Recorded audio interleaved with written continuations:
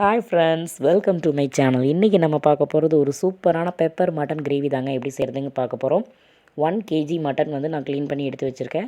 ஒரு மூடி தேங்காய், கொஞ்சம் கருவேப்பிலை, அப்புறம் பார்த்திங்கன்னா 4 வரமிளகாய், 2 பல்லு பூண்டு, 2 ஏலக்காய், ஒரு துண்டு இஞ்சி, அரை டீஸ்பூன் அளவுக்கு ஜீரகம், 2 டீஸ்பூன் அளவுக்கு மிளகு எடுத்து வச்சுருக்கேங்க, பெப்பர் கிரேவிங்கிறனால. அப்புறம் இது எல்லாத்தையுமே நம்ம பேஸ்ட் பண்ணி எடுத்துக்கலாம். 1/4 டீஸ்பூன் அளவுக்கு நான் மஞ்சள் ஆட் பண்ணி பேஸ்ட் பண்ணிக்கிறேன். பேஸ்ட் ரெடி ஆயிடுச்சு.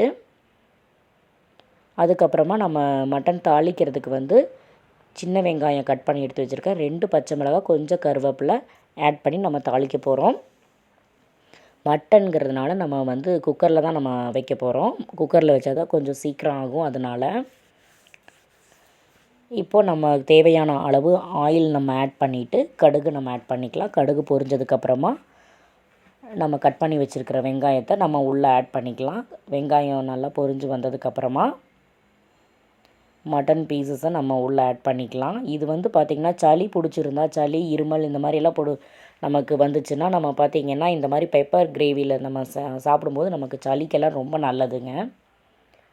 1/4 டீஸ்பூன் மஞ்சள் நான் ஆட் பண்ணியிருக்கேன். அதுக்கப்புறமா அரைச்சி வச்சுருக்கிற மசால் வந்து நான் உள்ளே ஆட் பண்ணி நல்லா மிக்ஸ் பண்ணி விட்டுறேன் ஈவனாக. அதுக்கப்புறம் நமக்கு தேவையான அளவு டேஸ்ட் பண்ணி பார்த்துக்கணுங்க. டேஸ்ட் பண்ணி பார்த்துட்டு தான் நமக்கு மிளகாய் பொடி நம்ம ஆட் பண்ணணும். உப்பு நமக்கு தேவையான அளவு நம்ம ஆட் பண்ணி பார்த்துக்கலாம்.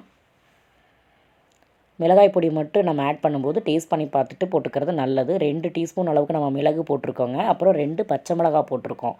அதுக்கு தகுந்த மாதிரி நீங்கள் டேஸ்ட் பண்ணி பார்த்துட்டு நீங்கள் போட்டுக்கலாம். இப்போது நம்ம மூடி க்ளோஸ் பண்ணி வச்சிடலாம். 2 விசில் வந்ததுக்கப்புறம் இப்போ நான் ஓப்பன் பண்ணியாச்சு. பாருங்கள், இந்த மாதிரி இருக்குது லிக்விட் ஃபார்மாக. நமக்கு இது பத்தாது. நல்லா செமி கிரேவியாக இருந்தால் தான் நம்ம இட்லி, தோசை இந்த மாதிரி ஐட்டத்துக்கெல்லாம் வந்து சப்பாத்திக்கெல்லாம் வந்து சூப்பராக இருக்கும். செமி கிரேவியாக வேணும். திக்காக இருந்தால் தான் நல்லாயிருக்கும். இப்போ நான் டேஸ்ட் பண்ணி பார்த்துட்டு காரம் பத்தலைங்க, கொஞ்சம் மிளகாய் பொடி போட்டிருக்கேன். ஒரு 10 மினிட்ஸ் தான் ஓப்பனில் வச்சு பாயில் ஆயிடுச்சு, ரெடி ஆயிடுச்சு. இப்போ நான் கருவேப்பிலை போட்டு தேங்காய் எண்ணெய் கமன்னு ஊற்றி இறக்கியாச்சு. அவ்வளோதான், சூப்பரான ஒரு மட்டன் கிரேவி நமக்கு ரெடி. இது வந்து இட்லி, சப்பாத்தி இந்த மாதிரி ஐட்டத்துக்கெல்லாம் வந்து செம்மையாக இருக்குங்க. ட்ரை பண்ணி பாருங்கள். பெப்பர் நம்ம தூக்கலாக போடும்போது இன்னும் சூப்பராக இருக்கும். ஓகே ஃப்ரெண்ட்ஸ், சேனல் பிடிச்சிருந்தால் லைக் பண்ணுங்கள். டாட்டா, பாய் பாய்.